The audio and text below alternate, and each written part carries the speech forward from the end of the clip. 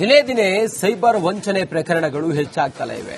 Cyber ವಂಚಕರ ಜಾಲಕ್ಕೆ ಸಿಲುಕಿ ಜೀವನವನ್ನೇ ಕಳೆದುಕೊಳ್ಳುತ್ತಿದ್ದಾರೆ. ಕಲಬುರಗಿಯಲ್ಲಿ ಇಬ್ಬರು ಡಿಜಿಟಲ್ ಅರೆಸ್ಟ್ನಲ್ಲಿ ಕೋಟಿ ಕೋಟಿ ಹಣ ಕಳೆದುಕೊಂಡು ಕಂಗಾಲಾಗಿದ್ದಾರೆ. ದಿನೇ ದಿನೇ ಹೆಚ್ಚಾಗ್ತಿವೆ ಡಿಜಿಟಲ್ ಅರೆಸ್ಟ್ ಪ್ರಕರಣಗಳು.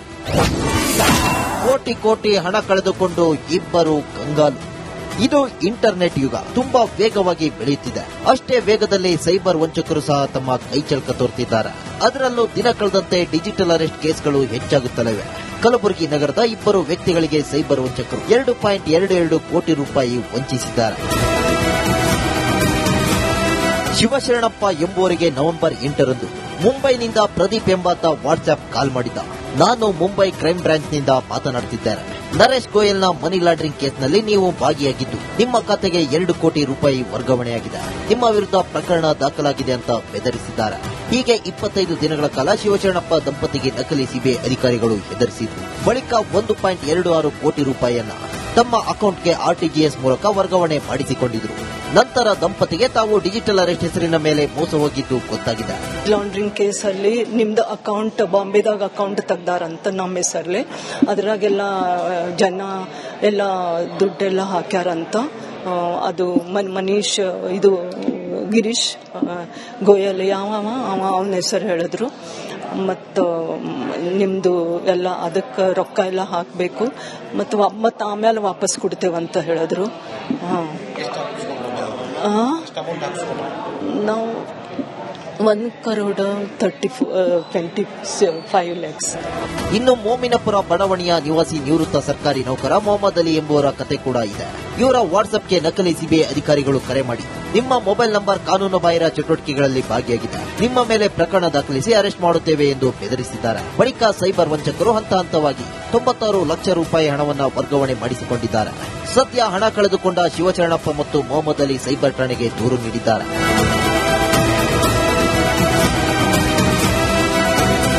ಕಲಬುರಗಿಯಲ್ಲಿ ಇದೇ ವರ್ಷ ಒಟ್ಟು 2,211 ವಂಚನೆ ಪ್ರಕರಣಗಳು ದಾಖಲಾಗಿವೆ.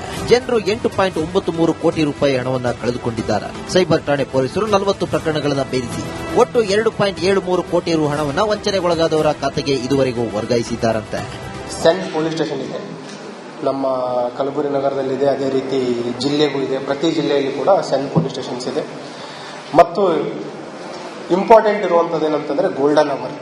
ಈ ಗೋಲ್ಡನ್ ಅವರ್ ಹಿನ್ನೆಲೆಯಲ್ಲಿ ಏನಾಗಿದೆ, national cyber crime reporting portal ಅಂತಿದೆ, NCRP ಪೋರ್ಟಲ್, cybercrime.gov.in, ಅಲ್ಲಿನೂ ಕೂಡ ದೂರನ್ನು ನೀಡಬಹುದು. ಅದಲ್ಲದೆ ಇನ್ನೂ ತ್ವರಿತವಾಗಿ ಅಪರಾಧಗಳನ್ನು ವರದಿ ಮಾಡಲಿಕ್ಕೆ, ನೀವು ಕುಳಿತಲ್ಲೇ ಅಪರಾಧಗಳನ್ನು ವರದಿ ಮಾಡಲಿಕ್ಕೆ 1930 ಹೆಲ್ಪ್ಲೈನ್ ಇದೆ. ಇನ್ನಾದರೂ ಸಾರ್ವಜನಿಕರು ತಮ್ಮ ಮೊಬೈಲ್ಗೆ ಬರೋ ಅನಾಮಧೇಯ ವ್ಯಕ್ತಿಗಳ ಕಾಲ್ ಹಾಗೂ ವಾಟ್ಸ್ಆಪ್ಗೆ ಬರೋ ಫೇಕ್ ಲಿಂಕ್ಗಳ ಬಗ್ಗೆ ಎಚ್ಚರಿಕೆ ವಹಿಸಬೇಕಿದೆ. ಓಂ ಪ್ರಕಾಶ್ H. 300, ರಿಪಬ್ಲಿಕ್ ಕನ್ನಡ, ಕಲಬುರಗಿ. ದಿನೇ ದಿನೇ ಸೈಬರ್ ವಂಚನೆ ಪ್ರಕರಣಗಳು ಹೆಚ್ಚಾಗ್ತಲೇ ಇವೆ. ಸೈಬರ್ ವಂಚಕರ ಜಾಲಕ್ಕೆ ಸಿಲುಕಿ ಜೀವನವನ್ನೇ ಕಳೆದುಕೊಳ್ಳುತ್ತಿದ್ದಾರೆ. ಕಲಬುರಗಿಯಲ್ಲಿ ಇಬ್ಬರು ಡಿಜಿಟಲ್ ಅರೆಸ್ಟ್ನಲ್ಲಿ ಕೋಟಿ ಕೋಟಿ ಹಣ ಕಳೆದುಕೊಂಡು ಕಂಗಾಲಾಗಿದ್ದಾರೆ.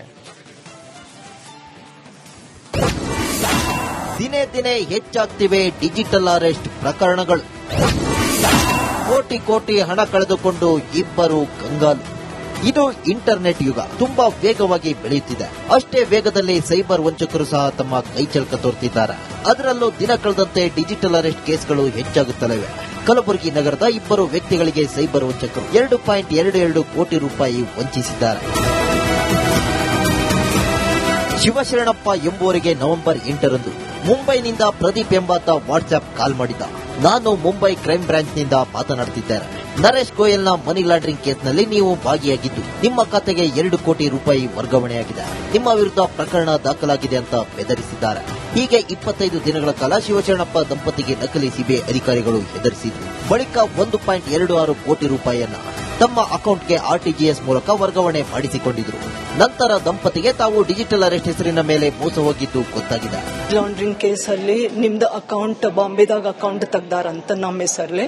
ಅದ್ರಾಗೆಲ್ಲ ಜನ ಎಲ್ಲ ದುಡ್ಡೆಲ್ಲ ಹಾಕ್ಯಾರಂತ. ಅದು ಮನೀಶ್ ಇದು ಗಿರೀಶ್ ಗೋಯಲ್ ಅವನ ಹೆಸರು ಹೇಳಿದ್ರು. ಮತ್ತು ನಿಮ್ಮದು ಎಲ್ಲ ಅದಕ್ಕೆ ರೊಕ್ಕ ಎಲ್ಲ ಹಾಕಬೇಕು ಮತ್ತು ಆಮೇಲೆ ವಾಪಸ್ ಕೊಡ್ತೇವಂತ ಹೇಳಿದ್ರು. ನಾವು 1,25 lakhs. ಇನ್ನು ಮೋಮಿನಪುರ ಬಡಾವಣೆಯ ನಿವಾಸಿ ನಿವೃತ್ತ ಸರ್ಕಾರಿ ನೌಕರ ಮೊಹಮ್ಮದ್ ಅಲಿ ಎಂಬುವರ ಕತೆ ಕೂಡ ಇದೆ.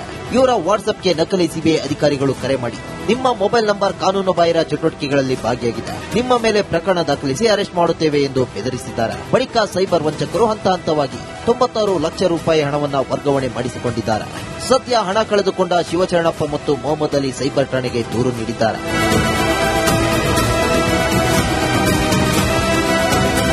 ಕಲಬುರಗಿಯಲ್ಲಿ ಇದೇ ವರ್ಷ ಒಟ್ಟು 2,211 ವಂಚನೆ ಪ್ರಕರಣಗಳು ದಾಖಲಾಗಿವೆ. ಜನರು 8.93 ಕೋಟಿ ರೂಪಾಯಿ ಹಣವನ್ನು ಕಳೆದುಕೊಂಡಿದ್ದಾರೆ. ಸೈಬರ್ ಠಾಣೆ ಪೊಲೀಸರು 40 ಪ್ರಕರಣಗಳನ್ನು ಭೇದಿಸಿ ಒಟ್ಟು 2.73 ಕೋಟಿ ರು ಹಣವನ್ನು ವಂಚನೆಗೊಳಗಾದವರ ಖಾತೆಗೆ ಇದುವರೆಗೂ ವರ್ಗಾಯಿಸಿದ್ದಾರಂತೆ. ಸೆಂಟ್ ಪೊಲೀಸ್ ಸ್ಟೇಷನ್ ಇದೆ, ನಮ್ಮ ಕಲಬುರಗಿ ನಗರದಲ್ಲಿದೆ. ಅದೇ ರೀತಿ ಜಿಲ್ಲೆಗೂ ಇದೆ. ಪ್ರತಿ ಜಿಲ್ಲೆಯಲ್ಲಿ ಕೂಡ ಸೆಂಟ್ ಪೊಲೀಸ್ ಸ್ಟೇಷನ್ಸ್ ಇದೆ. ಮತ್ತು ಇಂಪಾರ್ಟೆಂಟ್ ಇರುವಂಥದ್ದು ಏನಂತಂದರೆ ಗೋಲ್ಡನ್ ಅವರ್. ಈ ಗೋಲ್ಡನ್ ಅವರ್ ಹಿನ್ನೆಲೆಯಲ್ಲಿ ಏನಾಗಿದೆ, national cyber crime reporting portal ಅಂತಿದೆ, NCRP ಪೋರ್ಟಲ್, cybercrime.gov.in, ಅಲ್ಲಿನೂ ಕೂಡ ದೂರನ್ನು ನೀಡಬಹುದು. ಅದಲ್ಲದೆ ಇನ್ನೂ ತ್ವರಿತವಾಗಿ ಅಪರಾಧಗಳನ್ನು ವರದಿ ಮಾಡಲಿಕ್ಕೆ, ನೀವು ಕುಳಿತಲ್ಲೇ ಅಪರಾಧಗಳನ್ನು ವರದಿ ಮಾಡಲಿಕ್ಕೆ 1930 ಹೆಲ್ಪ್ಲೈನ್ ಇದೆ. ಇನ್ನಾದರೂ ಸಾರ್ವಜನಿಕರು ತಮ್ಮ ಮೊಬೈಲ್ಗೆ ಬರೋ ಅನಾಮಧೇಯ ವ್ಯಕ್ತಿಗಳ ಕಾಲ್ ಹಾಗೂ ವಾಟ್ಸ್ಆಪ್ಗೆ ಬರೋ ಫೇಕ್ ಲಿಂಕ್ಗಳ ಬಗ್ಗೆ ಎಚ್ಚರಿಕೆ ವಹಿಸಬೇಕಿದೆ.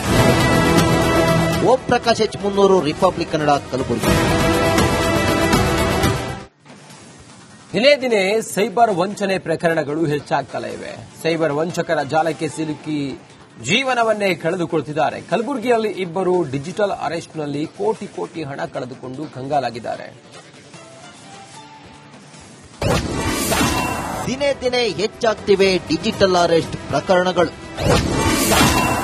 ಕೋಟಿ ಹಣ ಕಳೆದುಕೊಂಡು ಇಬ್ಬರು ಕಂಗಾಲು. ಇದು ಇಂಟರ್ನೆಟ್ ಯುಗ, ತುಂಬಾ ವೇಗವಾಗಿ ಬೆಳೆಯುತ್ತಿದೆ. ಅಷ್ಟೇ ವೇಗದಲ್ಲಿ ಸೈಬರ್ ವಂಚಕರು ಸಹ ತಮ್ಮ ಕೈಚಳಕ ತೋರ್ತಿದ್ದಾರೆ. ಅದರಲ್ಲೂ ದಿನ ಕಳೆದಂತೆ ಡಿಜಿಟಲ್ ಅರೆಸ್ಟ್ ಕೇಸ್ಗಳು ಹೆಚ್ಚಾಗುತ್ತಲಿವೆ. ಕಲಬುರಗಿ ನಗರದ ಇಬ್ಬರು ವ್ಯಕ್ತಿಗಳಿಗೆ ಸೈಬರ್ ವಂಚಕರು 2.22 ಕೋಟಿ ರೂಪಾಯಿ ವಂಚಿಸಿದ್ದಾರೆ. ಶಿವಶರಣಪ್ಪ ಎಂಬುವರಿಗೆ ನವೆಂಬರ್ 8ರಂದು ಮುಂಬೈನಿಂದ ಪ್ರದೀಪ್ ಎಂಬಾತ ವಾಟ್ಸ್ಆಪ್ ಕಾಲ್ ಮಾಡಿದ್ದ. ನಾನು ಮುಂಬೈ ಕ್ರೈಮ್ ಬ್ರಾಂಚ್ನಿಂದ ಮಾತನಾಡುತ್ತಿದ್ದೇನೆ. ನರೇಶ್ ಗೋಯಲ್ನ ಮನಿ ಲಾಂಡ್ರಿಂಗ್ ಕೇಸ್ನಲ್ಲಿ ನೀವು ಭಾಗಿಯಾಗಿದ್ದು ನಿಮ್ಮ ಖಾತೆಗೆ 2 ಕೋಟಿ ರೂಪಾಯಿ ವರ್ಗಾವಣೆಯಾಗಿದೆ, ನಿಮ್ಮ ವಿರುದ್ಧ ಪ್ರಕರಣ ದಾಖಲಾಗಿದೆ ಅಂತ ಬೆದರಿಸಿದ್ದಾರೆ. ಹೀಗೆ 25 ದಿನಗಳ ಕಾಲ ಶಿವಶರಣಪ್ಪ ದಂಪತಿಗೆ ನಕಲಿ ಸಿಬಿಐ ಅಧಿಕಾರಿಗಳು ಹೆದರಿಸಿದ್ರು. ಬಳಿಕ 1.26 ಕೋಟಿ ರೂಪಾಯಿಯನ್ನ ತಮ್ಮ ಅಕೌಂಟ್ಗೆ RTGS ಮೂಲಕ ವರ್ಗಾವಣೆ ಮಾಡಿಸಿಕೊಂಡಿದ್ರು. ನಂತರ ದಂಪತಿಗೆ ತಾವು ಡಿಜಿಟಲ್ ಅರೆಸ್ಟ್ ಹೆಸರಿನ ಮೇಲೆ ಮೋಸ ಹೋಗಿದ್ದು ಗೊತ್ತಾಗಿದೆ. ಲಾಂಡ್ರಿಂಗ್ ಕೇಸಲ್ಲಿ ನಿಮ್ದು ಅಕೌಂಟ್ ಬಾಂಬೆದಾಗ